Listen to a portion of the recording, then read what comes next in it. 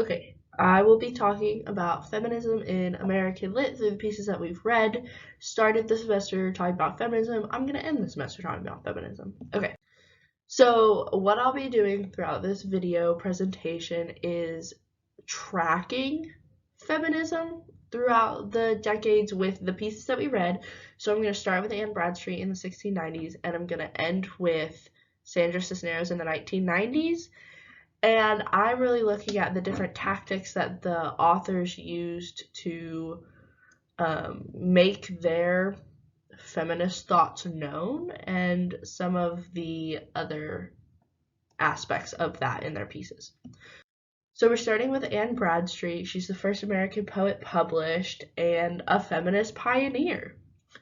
So I saw this primarily through her poem Prologue, where she essentially spends most of the time undermining her abilities and relying on self-deprecation. So one of the most obvious quotes was, "I am obnoxious to each carping tongue who says my hand a needle better fits." And she basically just talks about how society is always telling her, well, you need to do this, and you're never going to be as good as these prolific male poets. And she essentially goes, oh, sure, you're right. And it's kind of a tongue-in-cheek type thing if you really read into it. I thought it was interesting, especially because there's at one point she goes, well, even if I was good, you would all think that I took it and stole it. And so her tactic, at least at this time, was self-deprecation. Feminism for her was really about maintaining domestic roles, so this makes a little bit of sense because they could actually be punished for not obeying their husbands or society, whatever. And then she wrote an entire piece about Queen Elizabeth and talks about how good she is, and that there was never people who were better ruled than her subjects. And I thought it was really interesting because it really is a celebration of a female monarch, and Bradstreet essentially goes on to say that she was better than her male counterparts.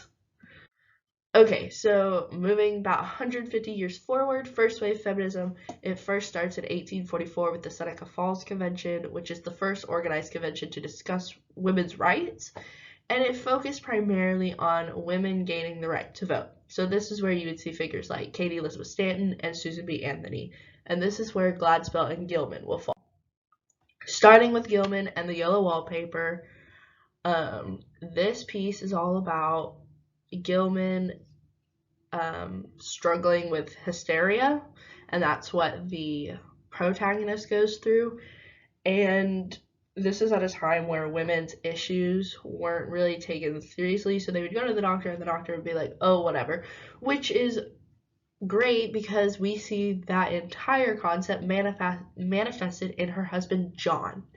So John's a physician, and she thinks that it's one of the reasons she doesn't get well faster because he's so overbearing and doesn't really believe that she has a reason to be sad or depressed. And she even says that, she says, he thinks that there's not a reason, and that's fine. And I thought this was interesting because one of the tactics here was to essentially dehumanize the protagonist to where she's only a manifestation of her illness. So she's no longer really a person. She doesn't really have a marriage anymore. Everything centers around what she's going through. And then one of the other elements that I think is really interesting is her power struggle. Not really a power struggle, but the conflict of, do I continue to be independent and do this against him, or do I play into the grateful wife because he's done all this for me? And that's where this quote says, I have a prescription for every hour, he takes every care for me, and I feel really ungrateful. Another reason I chose this piece was that it has a really modern element to it, which was her husband essentially gaslights her. So that's something that we see in the feminist narrative today, and you really can see it when that scene where she gets out of bed and she's like, I think I feel better, and she starts talking to him and he goes, well, you're gonna make yourself sick, you need to get back in bed. And she kind of argues with him a little, and he goes, oh, well, I'm a physician, you're not gonna believe a physician? So I thought that was really, really just a really good connection to today. So a little closer to the 19th Amendment being passed. So Gilman was in the 1890s, Gladspell is 1916, and she wrote Trifles, which is the only play that we read this semester. There's a little aspect of the dehumanization that we saw with Gilman. Through this, it's the fact that Minnie Wright, who killed her husband, or is thought to have killed her husband, is essentially reduced specifically by the men in the play to just her crime. The women see her more holistically, with her preserves and her birds and things like that, and the men really just focus on her crime and what she did or did not do, essentially. So one of the things, or actually both of these quotes, I thought was interesting and kind of a move further, was Glaspell actually shows the women's strengths as men's downfalls, essentially. And throughout this time, it was kind of just we're going to show that men are bad and that we want to do this or that we could do this, and that was cool. And this one actually takes it to specifically like our strengths are your downfall. So in this particular case, the women's attention to detail with the broken preserves, look, the door, it's broke, with the bird cage and everything, I thought was really interesting and a pretty effective way to almost make a fool out of the men on stage without being really obvious about it. And then at the end, the attorney goes, well, do you know, of course, is she going to quilt it or knot it? And the women go, we think she was going to knot it. And I thought that it was interesting that we had this entire play and the men are just making fun of the women, doing everything possible against them. And they end up doing more work than the actual men. Okay. So that was first wave feminism ended with the passage of the 19th Amendment in 1920. So now we get third wave feminism.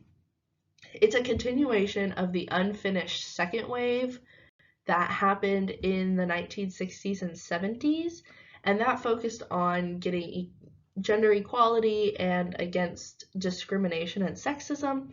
Third wave feminism was a little bit more inclusive, and it was around the 1990s, so inclusive of women of color, and it focused on removing the stigma around women's sexuality and gender stereotypes. So this is where Sandra Cisneros' Women Hollering Creek. Women Hollering Creek, we read it pretty recently, so we should all remember what it's about. This woman, Cleo Phyllis, moves from Mexico to Texas, and she thinks her life is going to be like a telenovela, and turns out it's not. Her husband abuses her, and she gets taken away. So calling to the third wave feminism, I thought this was interesting because the thing that Cleo Phyllis wants is passion. And that can be interpreted a variety of ways, but telenovelas are really big on the big romantic gestures and just they explore sexuality in a more open way than I think our television shows do. So, I mean, the first quote just says, Cleo Phyllis has been waiting for passion. And then I think, so we see that she wants passion, and she ends up getting the wrong kind of passion because she's abused. But then at the very end, she's saved by another woman. And I thought that this was super effective, especially because another part of third and second wave feminism was kind of breaking out of your gender stereotypes so that everyone can exhibit a range of different traits and they're not necessarily gendered. So this has to go with Felice at the very end, and Cleo Phyllis is like, oh, you have a pickup truck, a pickup, mind you, but when Cleo Phyllis asked if it was her husband, she said she didn't have a husband, the pickup was hers. And Cleo Phyllis was like, well, this is coming from a woman, and Felice was like no woman she'd ever met. So I thought that was a good callback to the we're not going to be gendered type thing. But also that beforehand, Bradstreet did the whole I'm going to do self-deprecation, Gilman and Gladspell focused on a little bit of a dehumanization, and then we moved to strengths. And I think Cleo Phyllis in Women Hollering Creek is a direct embodiment of strength, because she does have the strength to leave Juan Pedro and move on to a better life for herself. And yeah, that was it. That's all the different feminist tactics, moving from probably the least effective, or the what you would think is the least effective, to probably the biggest step there was. Next is just all of my works cited. All right, thank you.